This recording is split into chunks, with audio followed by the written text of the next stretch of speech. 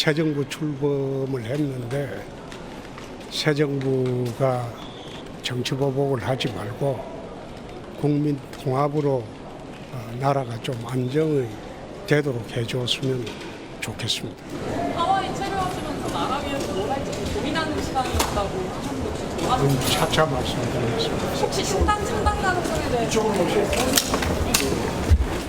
국민의힘이 위헌정당 해산될 수 있다고 말씀하셨는데 그것은 대선 후보 경선할 때는 이미 한 이야기야. 대선에 지면 위헌정당으로 정당 해산 청구를 당할 것이다.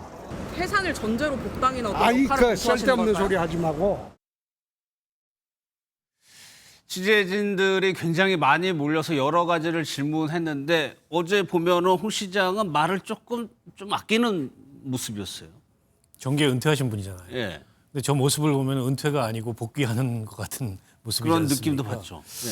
그러니까 홍준표 시장이 경선 패배 이후에 하와이에 나가 있으면서도 끊임없이 어쨌든 대선 국면에도 영향을 미치고 예. 또 이제 국민의힘의 안팎에 여러 가지 지형에 영향을 미치는 영향력을 여전히 갖고 있는 것 같아요. 지금 관심은 정계에 복귀하는 건 거의 기정사실로 언론도 보는 것 같고 예. 다만 이제 어떤 역할을 할 거냐, 국민의힘에 다시 복당을 할 거냐, 아니면 뭐 정계 개편, 신당 창당을 해서 나설 거냐, 이게 이제 관심의 초점이어서 어제 공항에 나간 기자들도 신당 창당 관련된 그래서 질문을 계속 많이 물어보죠. 했는데 예. 근데 사실 답을 할 수가 없을 것 같아요. 그러니까 지금 예. 신당 창당을 나설 타이밍도 아니고, 왜냐하면 뭐 당장 선거가 있는 것도 아닌데다가 내년 지방선거가 있긴 하지만 통상 지방선거 앞두고 무슨 신당 창당 같은 거를 하지는 않거든요. 예. 그런데다가 홍준표 전 시장이 원래 국민의힘 내부에서도 세력을 기반으로 정치를 하는 분이 아니었어요. 어떻게 네. 보면은 개인기를 기반으로 정치를 하는 분이었기 때문에 자기 세력이라고 할 만한 이렇다 할 이제 기반이 없습니다.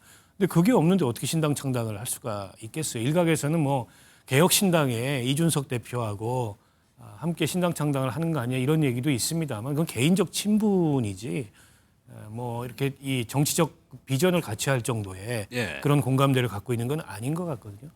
때문에 크게 할 말이 아마 없었을 거고 다만 이제 홍준표 시장은 여전히 그 은퇴를 선언했음에도 불구하고 분명히 확인할 수 있는 건 예. 이 야권 내에 여전히 영향력 있는 그런 정치인이고 영향력 있는 스피커라는 게 어제 저 장면을 통해서 또 확인이 되는 거고 이제 국민의힘이 대선 끝나고 지금 한 3주 가까이 됐는데 여전히 당내에 여러 가지 뭐 4분 오열 상황도 있고 예. 또 지지부진한 상황도 있고 과연 이제 국민의힘이 진정한 쇄신과 변화를 통해서 정말 경쟁력 있는 정당으로 다시 거듭날 수 있겠냐 이런 회의감도 있잖아요. 그런 가운데 이제 홍준표 역할론 같은 게 또 어느 시점에서 어떤 형태로든지 나올 수도 있겠다. 뭐 그런 거를 조금 가늠케 하는 장면이 아니었나 싶습니다. 예.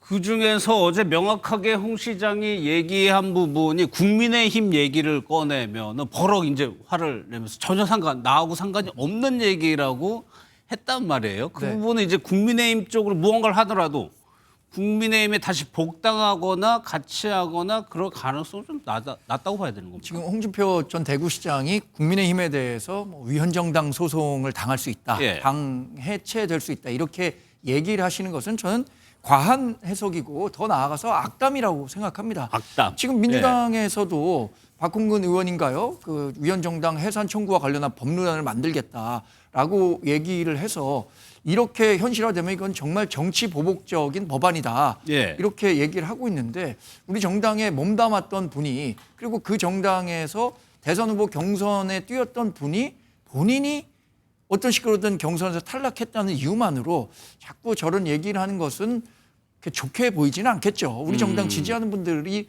홍준표 전 대구시장에서 어떤 평가를 하겠습니까?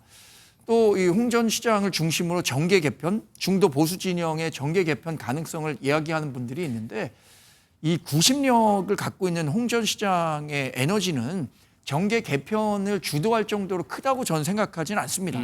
그렇기 때문에 뭐 위헌정당 소송이라든가 이런 그 전체적인 중도 보수 진영의 정계 개편이 있어야 예. 본인이 활약할 수 있는 공간이 생기니까 이런 이야기를 하시는 것 같은데 예. 그 자체 동력을 마련하긴 어렵다고 보고요. 그나마 가능성이 있다면 이준석 의원과 굉장히 케미가 잘 맞잖아요. 또 개혁신당은 이번에 뭐 이준석 후보가 8%대 득표를 했는데 예. 뭐 지방선거를 준비하든 다음 총선을 개별 독자 정당으로 준비하든 당세를 확장하는 것이 급선무기 때문에 홍준표 전 대구시장의 유명세를 활용하려고 할 수는 있겠죠. 그 가능성은 저는 배제할 수는 없다고 봅니다. 예. 또 하나 홍 전 시장이 언론 인터뷰에서 좀 특이할 만한 발언이 김민석 후보자와 한동훈 전 대표에 대해서 언급한 부분입니다. 공통 질문을 한번 드려보겠습니다. 김민석 후보자에 대해서는 그동안 고생을 많이 했다라고 좀 격려하는 듯한 발언을 했고 한 전 대표 지지자들을 향해서는 아주 폄하하는 발언을 했습니다. 김민석 후보자는 띄우고 한동훈 전 대표는 좀 때리는 이 이유는 뭐라고 좀? 아니 지금 이제 대선이 끝나고 새 정부가 막 출범했잖아요. 예. 때문에 새 정부는 본인의 정치적 경쟁자가 아니에요. 승부는 끝난 겁니다. 예. 다만 이제 본인에게 있어서는 어쨌든 야권 내의 세력 재편을 하는 데 있어서 한동훈 전 대표는 경쟁자입니다.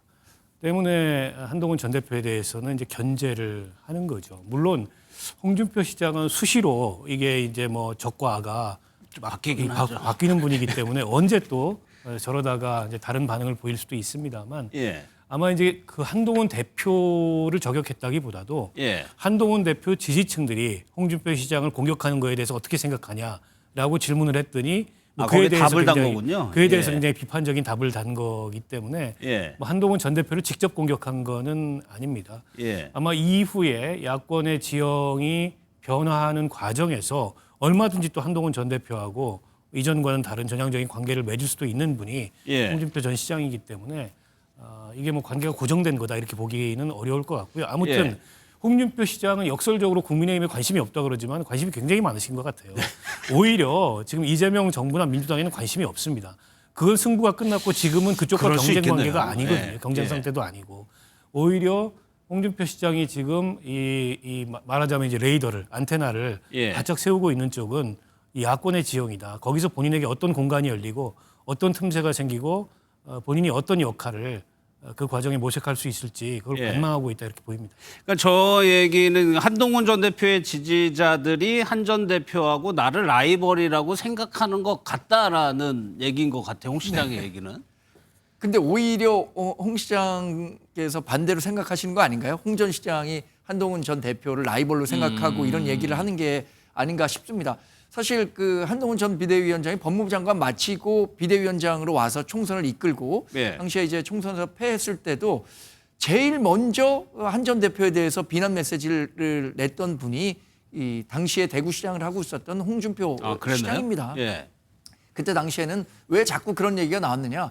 결국에는 그때 당시에는 이제 조기 대선 가능성이 없었던 시기임에도 불구하고 다음 대선을 치르는 과정에서 대권 경쟁은 한동훈 당시 전 비대위원장과 하게 될 가능성이 크다고 판단했기 때문에 예. 굉장히 의도적으로 한 전 대표를 끌어내리는 메시지를 계속 내왔던 거죠. 그 관계가 이번 그 대통령 경선 과정에서 이루어졌었는데 예. 저는 홍 전 시장이 정계 개편을 주도한다기보다는 한국 정치가 정말 어디로 가야 하는지 이런 정치 원로로서의 메시지들을 계속 내주는 그런 역할을 해줬으면 더 본인에게도 많은 대중들이 박수를 치지 않을까 이렇게 생각해 봅니다. 예.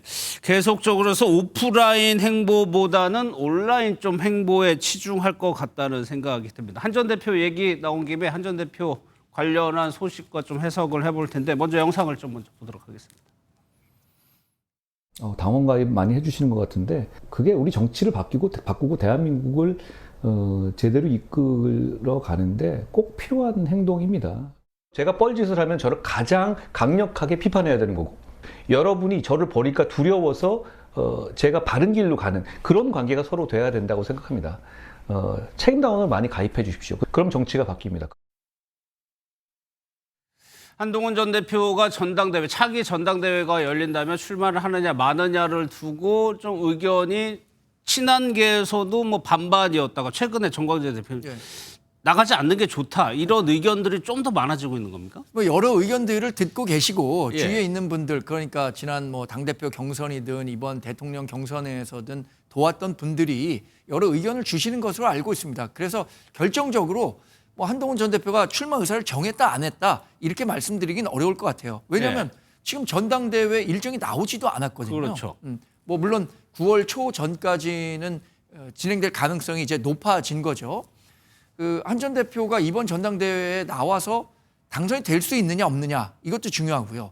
당선이 돼서 과연 당을 본인이 원하는 방향으로 이끌어갈 동력이 충분하냐 이것도 관건이 될 거라고 생각합니다. 근데 이번 원내대표 선거 결과를 보면 어쨌든 지금 원내 구성은 2024년 4월에 마무리가 됐기 때문에 이른바 옛 친윤 그룹들이 주도를 하고 있어요. 그러면 지난해처럼 그 당대표가 돼서 온다고 하더라도 그 원내 구성을 바꾸면서까지 다 이렇게 전권을 행사할 수 있는 당 대표가 될 수 있느냐 이런 부분에 대해서는 좀 고민을 해야 될 것 같아요. 그리고 내년 그 지방선거가 이 대통령 취임 후 1년 안에 이루어지는 선거입니다. 대부분 정권 출범 1년 안에 이루어지는 선거에서는 집권 여당이 어떤 식으로든 힘을 실어줘야 한다는 그 유권자들의 심리가 있기 때문에 야당으로서는 굉장히 어려운 선거를 치르게 될 가능성이 크거든요. 그런 측면에서 한동훈 전 대표가 뭐 여러 고심을 하고 있을 걸로 알고 있습니다. 출마 여부에 대해서 구친윤계에서는 나올 것이다. 김재원 전 의원 같은 경우는 나올 것이다라고 보고 이제 신주호 전 의원 같은 경우에는 좀 신중해지는 사람이 많아지고 있다라는 얘기를 했는데 그 얘기도 한번 들어보겠습니다.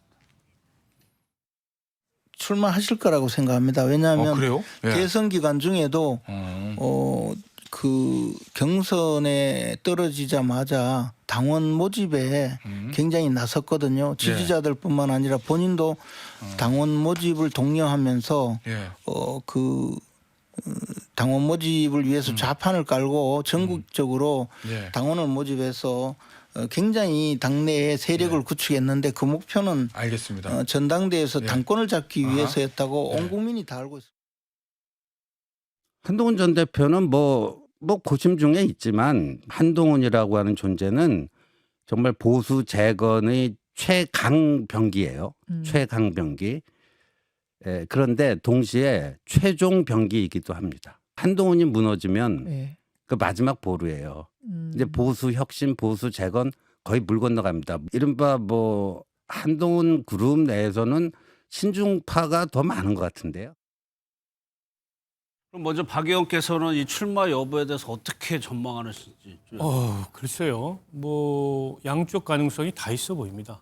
출마할 가능성이 여전히 있어 보이고 출마하지 않을 가능성도 있어 보이는데 지난번 전당대회 대통령과 이제 당 주류의 견제 속에서도 출마를 해서 압도적인 지지율로 당선이 됐잖아요. 그렇죠. 근데 그때하고는 상황이 많이 다릅니다. 그때는 뭐 비상계엄 탄핵 이런 게 없을 때였고 어쨌든 비상계엄 탄핵 과정을 거치면서 한동훈 전 대표에게 기대를 갖고 지지를 보냈던 당원들 중에서도 많이 돌아섰거든요. 특히 강성 지지층들 같은 경우에. 때문에 출마하더라도 지난 전당대회 같은 압도적인 지지를 얻기가 객관적으로 어려운 게 사실이고 또 당 주류의 견제가 굉장히 강합니다. 거의 이제 이른바 친윤들하고의 관계는 파탄이 났다라고 볼 정도로 서로 화해 불가능한 수준의 골이 깊기 때문에 이 상태에서 전당대회에 출마했을 때 일단 당선 여부도 장담하기가 어렵고 첫 번째로.